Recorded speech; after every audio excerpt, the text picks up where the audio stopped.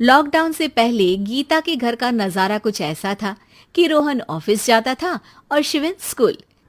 जिनके घर से जाने के बाद गीता काम खत्म करके बाकी समय आराम करती थी।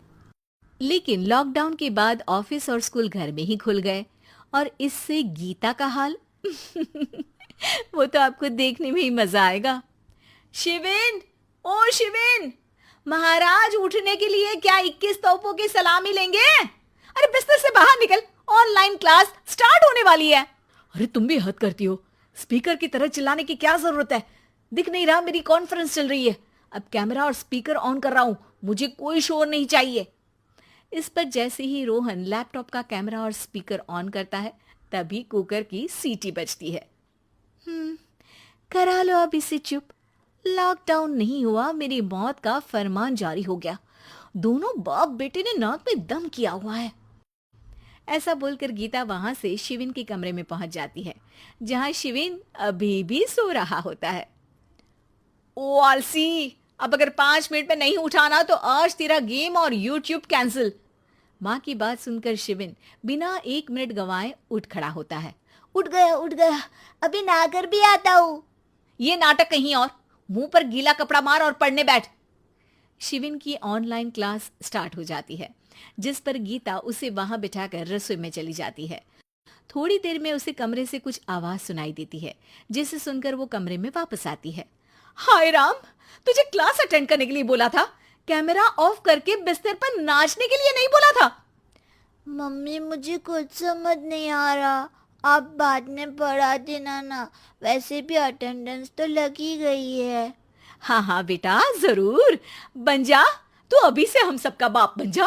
अरे नहीं मतलब कहाँ से लाते हो इतना दिमाग, और पढ़ाई करते हुए ये चला कहाँ जाता है? नाइस क्वेश्चन, दिमाग से पूछकर बता दूंगा। शिविन की बातों से परेशान होकर गीता उसे मारने के लिए जैसे ही आगे बढ़ती है, तभी वो कमरे से बाहर भाग जाता है। अब शिविन आगे आगे और गीता हाथ में चप्पल पकड़े उसके पीछे पीछे पूरे घर में दोनों घूम रहे होते हैं। इसी बीच वो रोहन के पास पहुंच जाता है और शिविन को मारने वाली चप्पल रोहन के लैपटॉप पर जाकर गिरती है। ओए माँ! मम्मी, अब पापा को चप्पल मार रही हो? वो आज तक के रिपोर्टर, चुपचाप जाकर क्लास अटेंड कर ले, नहीं तो अगली तेरे पीछे लगेगी। इस पर शिविन वहां से चला जाता है, जिसके बाद रोहन गीता से कहता है, इस सर्कस के लिए कुछ बोलना चाहोगी? अरे क्या करूं, जब से तुम दोनों घर में रहने लगे हो, घर अपने आप ही सर्कस बन गया है और मैं तुम्हारी नौकर।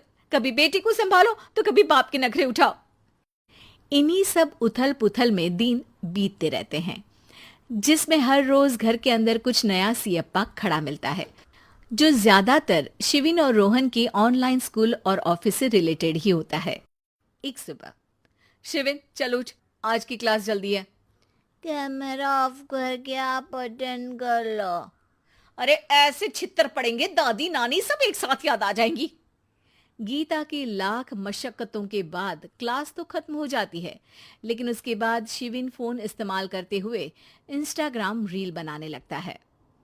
रसोड़े में कौन था? तुम थी, मैं थी, कौन था? कौन था? हाँ, मैं गरीब हूँ।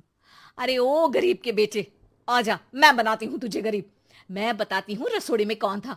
पढ़ाई करने बोलो तो इनकी माँ मर जाती है, और ये पागलपंतियां जितनी मर्जी करा लो।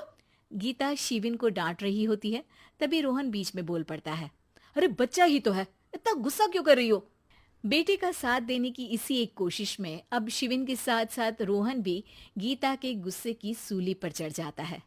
अगर बेटे पर इतना ही प्यार आ रहा है तो इसे क्लास अटेंड क्यों नहीं कराते, इसका होमवर्क क्यों नहीं कराते?